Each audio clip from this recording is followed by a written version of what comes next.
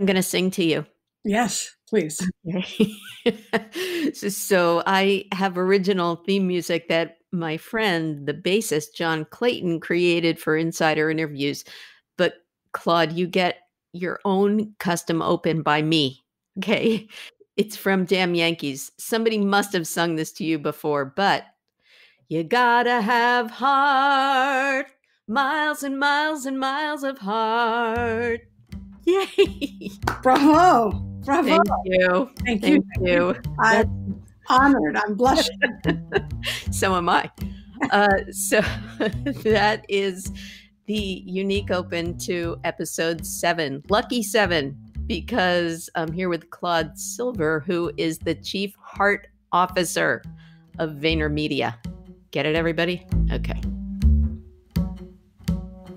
Hey, it's E.B. Moss, and this is episode 7 of Insider Interviews. It's Lucky 7 because I'm speaking with the first ever Chief Heart Officer for VaynerMedia, Claude Silver. She has a job that requires her to make sure that everybody embraces uniqueness and work towards the common goals of Gary Vaynerchuk's company that include things like empathy, heart, speed, hustle, and definitely winning. Claude has a background in positive psychology. She also held leadership positions at a bunch of large ad agencies in the US and the UK. And by the way, she also ran an outdoor adventure and surf company. So her glass is always full, and she's going to explain exactly how she keeps it that way. Well, Claude is an evangelist of courageous conversations, so that was very appropriate for me to just sing cold. And I am a fangirl, so it takes a little courage to just dive in. But Claude is also known for being empathic, for sharing great insights. So, hey, Claude. Hey, girl. Thanks for having me, and thank you for the opener. You're welcome. I got to throw another curveball at you. I want to explain why our conversation could be very valuable to so many people right now. You not only studied positive psychology to understand how we can all work better, be together more, but you also spent 93 days without toilet paper on an outward bound adventure. So nothing could be more apropos for a podcast conducted during the lockdown when people are going crazy for toilet paper. Yeah. I will admit that I did sneak some in. Oh. When I would get, every 18 days, we'd get resupplied. And so we'd go to a hotel, shower off and whatnot. And so every now and then I'd sneak some in. It's just, but I tell you what, it was few and far between. I know what it's like. I know what finding the right kind of rocks, pine cones. That's such a frightening concept. I mean, you pray for snow. And you are up in the Poconos now, so you pretty much are free range anywhere you want. You're self-sufficient. Yeah, I'm a mountain girl. I think I'm Well, Claude Silver is the Chief Heart Officer of VaynerMedia. And Claude, this is really a free-form conversation. And I know that you are the woman for the job. I've seen you speak many times before, whether it was on YouTube or in person. And I recently covered you speaking on a webinar for She Runs It, one of my best read articles ever. So I was really excited to have you on here to help my numbers. Thank you. Nothing else. Let's do the number game. Exactly. And that's actually a good segue because you are all about employee retention at VaynerMedia. Given the fact that like a key KPI for you is retention, if you ever did leave, this is what you would have on your resume. Forge human-to-human connections, create cultures of belonging, empower teams to be purpose-driven. You're a cheerleader and a snowboarder. So I want that kind of resume. Mic drop. Can you tell us in more conversational terms what that means about what you do? Yes, absolutely.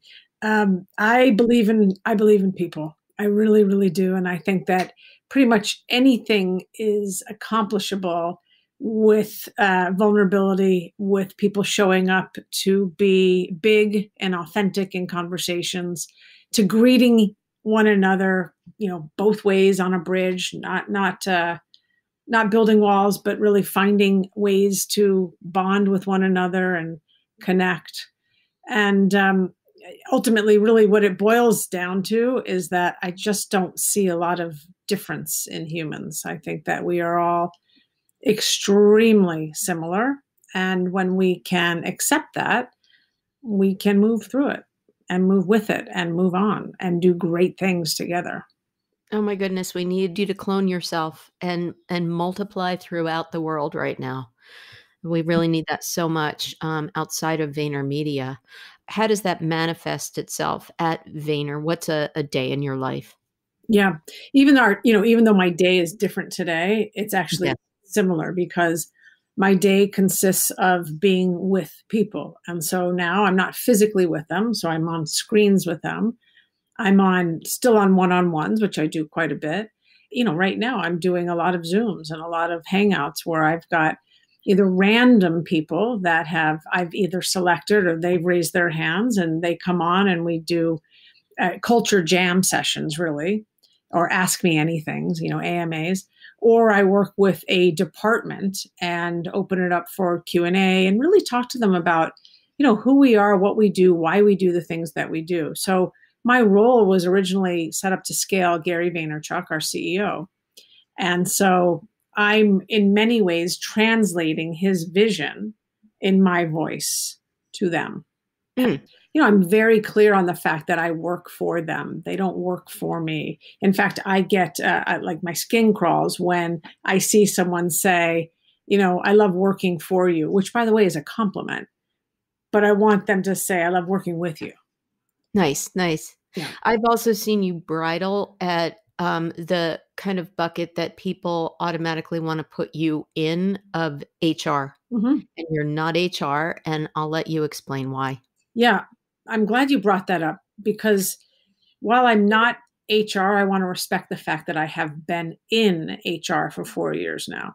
I wasn't a trained HR practitioner. I trained as a psychotherapist and somehow took a left turn somewhere in 98 and ended up in this digital world when I was living in San Francisco for so long. I'm in the business of people. Mm. That's what I'm in. I'm in the business of people, and whether or not I was selling soap and working at advertising agencies on the front lines and advertising, or I was running a surfing company, or I was running ropes courses, or whatever. I'm in the business of people, and that's what I'm in. And I do believe that the world of HR is changing and turning and morphing into being that which they understand that they are here to be on the offense, not the defense of the company, but the offense of people and helping them get from point A to C to D, being guides, being coaches, being Sherpas, if they will. However, HR has been regulated to being on the defense and being in the business of no. And that's just not who I am. So that would be a big conflict for me to say, I'm in that world. And I do want to say the world of HR has opened its arms to me. And so for that, I'm extremely grateful and fortunate because I've learned quite a bit. Mm.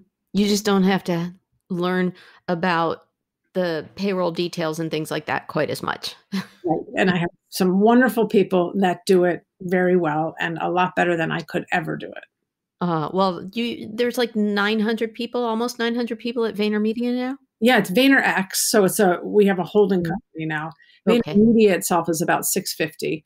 VaynerX, which is our other smaller companies, whether or not it's Sasha Group or Vayner Talent, that makes up VaynerX.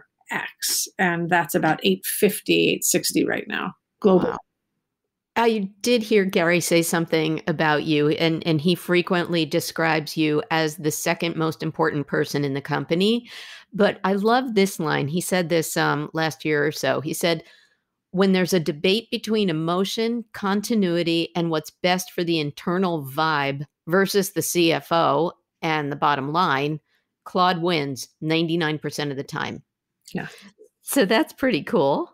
That's just a lot of power, and the CFO must like grind his or her teeth. Well, But thankfully, he and I are good buds, and I recognize what a difficult job he has, and the CFO, and but yeah, we're in the business of people. I mean, I can't say it enough, and we are people first. That doesn't mean that profit is not important. It is important, but how we treat people, how we show up for people is more important. More important. Our culture is more important. And to use that word actually, and you've said this yourself about you're in the position of having to figure out how you scale culture. You know, how do you be a scalable version of Gary V? Because he's pretty unique. I mean, yes, he's pretty unique. We are, I would say we're two sides of the same coin in that we have are very, very similar beliefs, and the way they manifest or the execution of that might be a little bit different. And obviously who he is and his presence is just, it's magnanimous, but it's magnificent actually. My version of scaling Gary is to remind people that every single person is responsible for the culture there. Every single person is unique. We have selected them because they can do the job and they add to the culture. And that scales Gary, it scales the culture. There is such an emphasis on possibility there. And what I usually say to people is there's so much runway at VaynerMedia. You can do just about anything except for maybe that one sliver.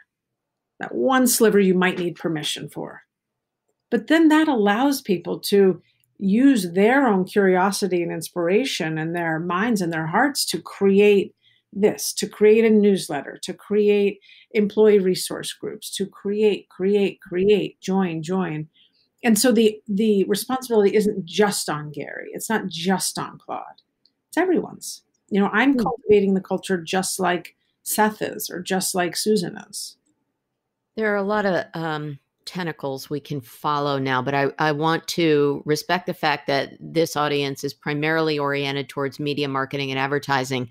And one of the things that you also said is that VaynerMedia as an independent agency has an easier path to putting people at the center. And I really want to know why that is and what suggestions you can offer the bigger agency holding companies or brands, things that they could emulate. Mm-hmm. Yeah. So I love the question because I was always in bigger agencies. You were client facing at many agencies and you were a strategist for many years.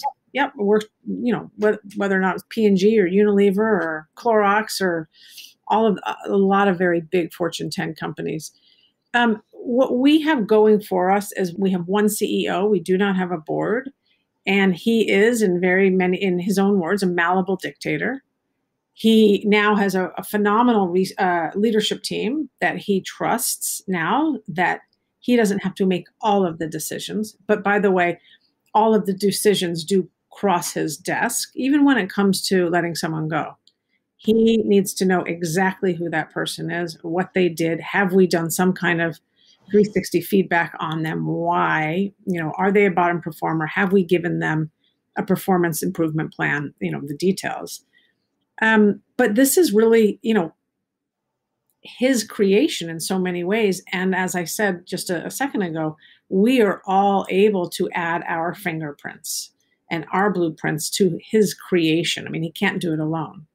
So the fact that we don't have to go to a board and we don't have to work with Wall Street is a real win. We're much more efficient.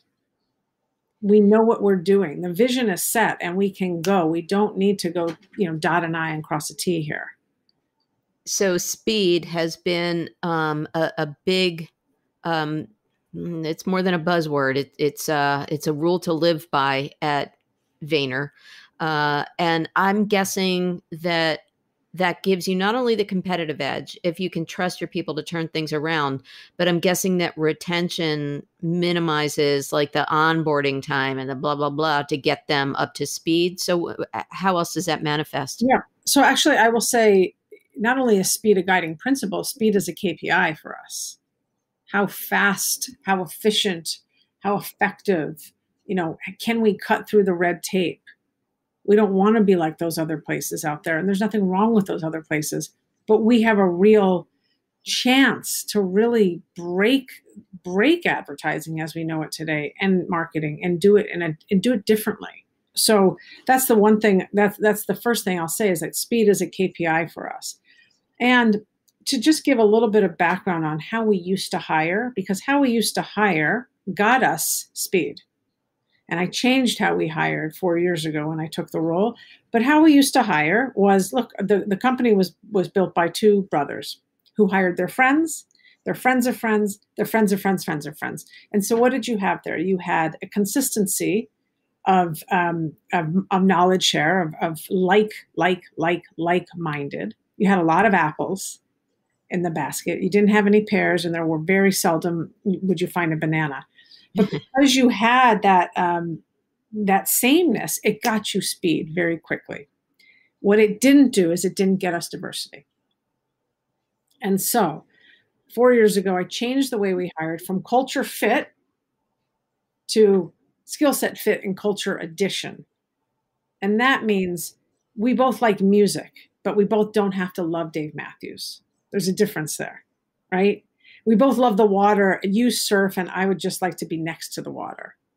That means there's a culture addition. Our values are in the same zip code, but they're not identical.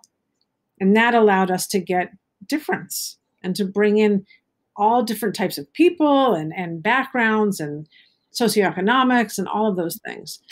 So now we've got people that can actually do the job, which is where our speed comes in. And we've got people that really enjoy being with one another, where our speed comes in. How do you suss that out in a candidate? How do you suss out fit? What do you grill them with? Well, skill set fit, I mean, obviously they need to be able to do the job. So whether or not you're a creative, you're going to ask questions, in terms of conceptual, how well do you conceptualize, or what do you do when you have a brief that says, create this, make this soap relevant to millennials? I mean, hello, who doesn't say that about soap? Everyone wants millennials to be buying this brand of soap. So, let's listen to how that person is going to work through that brief and what they're really going to be digging for, insights and whatnot. In terms of the culture addition, what you're looking for there is, because EQ and empathy and the golden rule and all of those things are so important to us, you're going to ask a lot of open-ended questions. When was a time when you? Tell us about a time that you failed. How did you do it? How did you get back up? When was a time that you received poor feedback? When was a time you gave a lot of radical candor feedback? Let's see what that person is saying so we can hear how they would, not only how they talk about themselves, like everyone fails. So if you say you didn't fail, well, goodbye.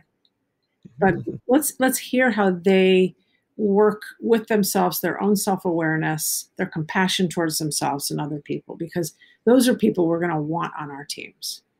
Nice. I do live by the golden rule, and I just said the golden rule. I mean, how you treat others is how you end up seeing others. And we want to make sure that we're seeing people and we're treating people in the same type of light, which is a light that, like, anything's possible. Like, they can do this.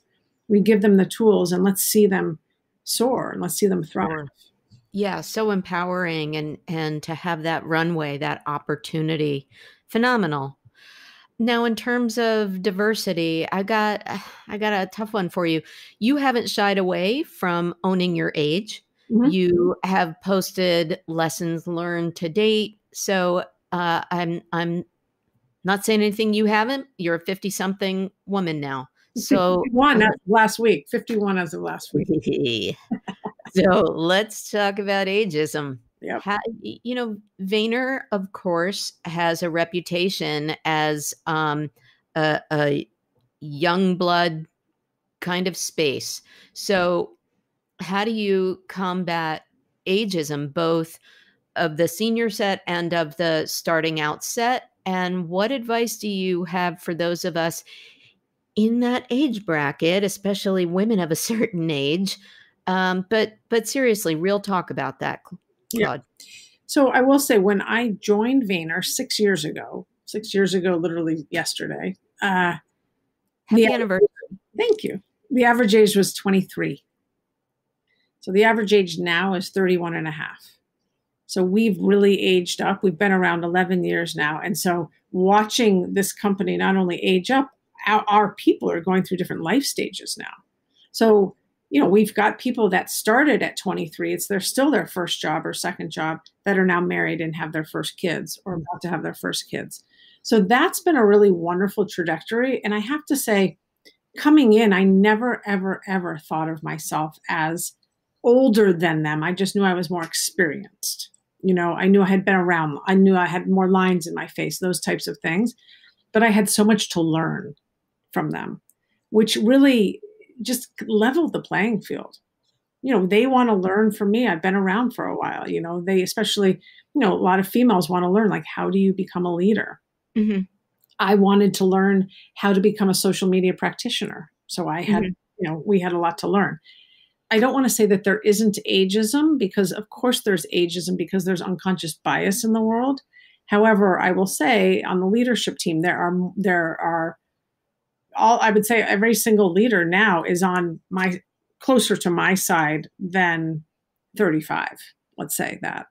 So we've really, we have brought in a lot of people that have enormous amounts of tenure, and we needed that because we needed more rigor. We needed more experience. So that's the first part of the question. The second part of the question is, I believe I made a pivot in my career when I was 45. 45, 46. I mean, Gary hired me as a client service strategist. He brought me over from London. I ran the Unilever team here. And then I said, I'm done with advertising. Thank you so much. I'm no longer interested in selling a product. You're great. This is a great place. But I'm done. And I pivoted into being 100,000% in the people space. And I happened to have gotten very lucky that he already knew me and trusted me to give me this role. However, what I will say is, we all know that when you get to that place in your life where you just can't do that anymore, I do believe when you hit the bottom like that and your soul kind of dies in a way, that's when you start. That's when you figure out, what is it that really is going to light you up, and where can you do that?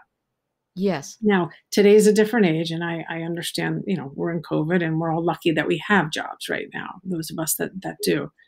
But what I will say is, for the people that say to me, how my CEO is not like that, and how can I make culture change, and so forth and so on. I worked at those same exact companies, and I just did it. There are always going to be people that are like you, that want to make the place better, that want to mentor, that want to bring more levity and imagination into a place. So just do it. It only takes two people to have a meeting, and then you get a groundswell, and then you do, an open art show, have an open gallery one night. I mean, I just, what I will say to people is, culture change starts on the fringes.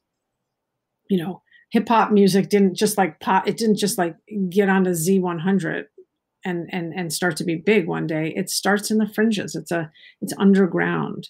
Find people that have that same type of gusto and desire and thirst to make things better and to bring more color into a landscape. You will change the culture, but don't change yourself to fit into a place. That's not what I believe we need to do. Yes. Assuming that we can all pivot and find a way to survive and thrive in this environment.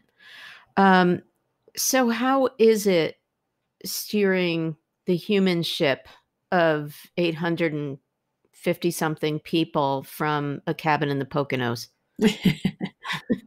It's not too bad. The screen, when you're on a screen, everyone has the same size square. And so for someone like me who likes to believe that we're all very similar, it has leveled the playing field. And I definitely think that while we have to work a little bit harder to create this connection, we're all looking at each other. And sure, if we were in the physical room with one another, it'd be different. I'd feel your vibe. I'd see your body language. but I'd still see that that person was fidgety or nervous or whatnot. Now we're looking at each other. We're actually, the vulnerability of being invited into each other's house and room is something that we had to get over pretty damn quickly. Yes, please don't judge all the pictures on my refrigerator that I know you can see. And I love them, actually. I love the shelves. So me continuing to show up and do what it is I do, which my job description continues to be touch every single employee and infuse the agency with empathy, is me showing up and me being fully present on these Zooms and Hangouts and being of service in the exact way I would be of service if we were together physically. Now, as a strategist and as a human evangelizer, what advice would you have for brands? I'm going to expound on this for a second. There's been a lot of debate about what advertising should look like now. And in our first few weeks, there were a lot of heartfelt ads that didn't describe product. And some of the things I've read is that consumers are more eager to see normal, we'll call it, advertising again. And I spoke with Erica Keswin a couple of episodes ago, and I know Marla Koplovitz of the 4As talked about this too. And they both said that it's essential to think about how you want your brand to be remembered during the pandemic days. So it's a two-part question. It's, as a strategist, what do you think brands should be doing? And what kind of approach do you see them taking in advertising now? Mm-hmm.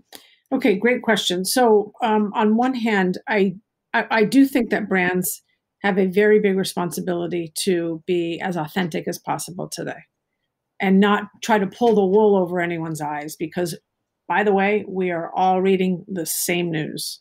We are all in the same climate. We're in a sea of sameness right now, right? I don't know if it's Friday or Tuesday or Monday today, right? And nor do you. I'm wearing the same sweatshirt that I would have worn last week had we done this. So there's a level playing field, and we're all in this world together. So don't try to fluff that we're not. That's the first thing. And I would also say there's something about the human spirit that we are resilient people. We are resilient animals, and we will get through this. And so I don't think we need to be cotton candy and ooey gooey.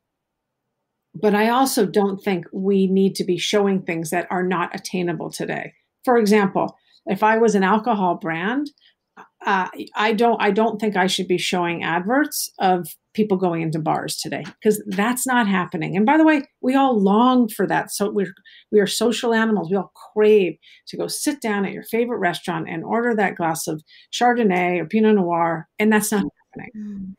Right? I know we're both. Oh. How many more ways can I make chicken? I don't know. I'm out of ways. So let's get real about that. I think that there's the resiliency, there's the authenticity. I think there's fine to have a little bit of levity, which we see in these memes on Instagram and everywhere. The ads that I see, I should say they're not ads, they're user-generated content that you see. That's the real deal. It's like, me going to the refrigerator 20 times in 1 hour because it's there. Those are things that I think they capture human emotion, and that's what it's about. And by the way, that's what it's always been about. However, I think in times of, 2 months ago and 8 years ago and, 5 months ago, brands wanted to give that consumer peace of mind. You buy this and your worries go away. The laundry is done. I don't believe that's where we are today. The peace of mind you can give me is telling me that it's safe to go back into Manhattan. I can bring my 18-month child into Manhattan. I can go back to work. And that's just not something you can tell me, Mr. or Mrs. Brand. Yes. Yes. So are there cause-oriented things that every single brand should be doing now? I don't know. I don't know if every single person needs to hop on that same bandwagon. I think that I would like to think every single brand would be mindful of the fact that we are all in this world together, and we all know that we're all going to be needing face masks. We have frontline workers that are in need of help right now. I mean, like, let's not deny what is happening. But I think that there are other ways to hit human beings right now than all of us doing the same pulling on heartstrings type of work. And yes, I would show more ads connecting people together. Yeah. Coming together on a Zoom or a Squadcast or a Hangout. Like, that's what we're all doing. So why not do an ad about that? Showcasing, I don't know, we're all drinking the same beverage because it's happy hour with your team. And so we've all decided to, I don't know, do iced teas. And so, yeah, you know what I'm saying? Like, yeah. Let's not deny the fact that you and I are talking through a screen rather than in person. We are. Call it what it is. Call it what it is. But also communicate trust and empathy. Your favorite word. Absolutely. Absolutely. And I think also the vulnerability, and I don't mean that in a sappy way, but the vulnerability that you have knowing that I am looking right at your refrigerator, and me having you trust me enough to know, like, I'm looking at your refrigerator and I think it's amazing that there's a collage or whatever over there. You're looking at my in-laws' cabin here, and I don't even know if this couch is from this century. I was a little judgy about that, by the way. So we might as well just call it what it is, right? Yeah. Didn't want to say anything. Yeah, thank you. I appreciate it. So that's how brands can behave, Claude. What about leaders? Who do you model yourself after? I mean, like, one of those living or dead, Eleanor Roosevelt, or, Lady Gaga. I don't care. Yeah. Go. My Nana, who died 3 years ago at 101. Oh. And she worked in retail from the time she was probably 7 at her dad's store, and worked at Saks Fifth Avenue for a zillion years, and then volunteered, all this stuff. We called each other Heart, so that's what we would call each other. And she would go into a Trader Joe's or the bank or wherever it was, and as she's at Trader Joe's and they're handing her back her cash, she would say, "Evie, would you do me a favor?" Because she would see your name tag. "Would you do me a favor?" And you'd say, "Yeah, sure." "Would you have a peaceful day?" "Oh, would you have a nice day?" Wow. And that's who I model myself after. That's so lovely. So that was I never know how to pronounce this word, prescient of you, that you called each other Heart, and then you became the chief heart officer. Oh yeah. She was alive when that happened. So it was pretty amazing. So yes, she in so many ways emotionally raised me. My parents did as well, and they're fantastic. But anyone that has a generous spirit and a spirit of it comes from a spirit of generosity and knows what it's like to be a we, not an I, is who I'll model myself after. I mean, I think, Michelle Obama blows me away. I just watched the Netflix show the other day and I was just in tears. Mm-hmm. People that understand what it's like to be a human being and that it ain't pretty all the time and aren't afraid to look at that and confront that and speak about it. And then we can move on. Yes. But to deny it is to deny that, to just deny living. I don't know how else to say it. So, I really believe that the legacy I want to leave is, that I had a generous heart, and that, every day I have this opportunity to leave someone feeling better than they did before I got on Zoom. And it is really the Maya Angelou, adage, which is, people forget what you did, people forget what you said, but they will never forget how you made them feel. And that's it for me. It's phenomenal. And Claude, I know that you value transparency and authenticity too, even if that's a little bit of a buzzword. It's true with you.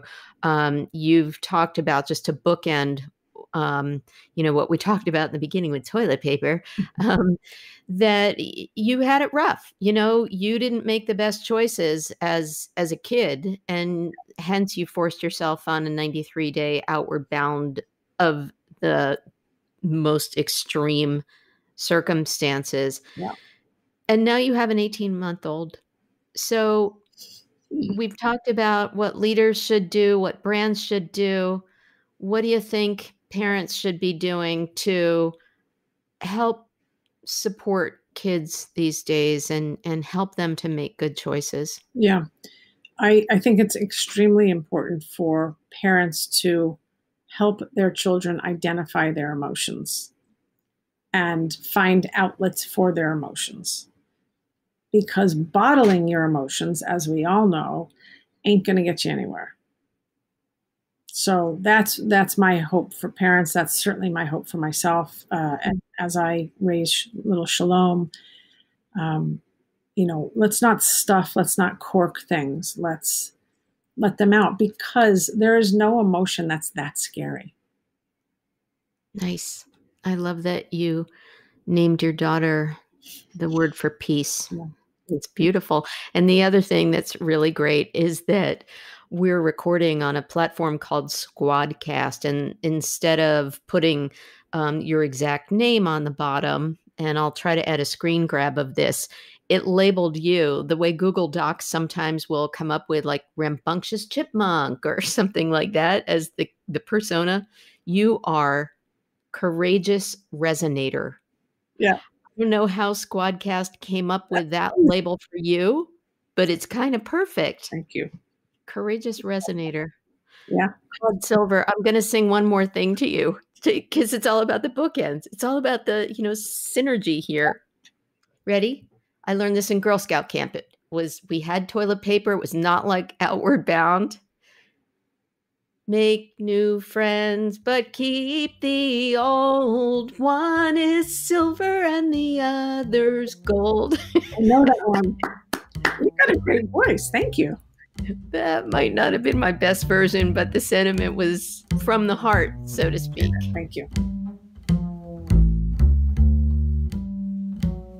I hope you got some good inside scoop from this podcast. There's a lot more where this one came from. So please rate, review, and subscribe wherever you download your podcasts: Apple, Stitcher, TuneIn, Google Podcasts. You know the drill. I also want to thank Eric Klein for his excellent editing, and my friend John Clayton for the fantastic theme music for Insider Interviews with E.B. Moss.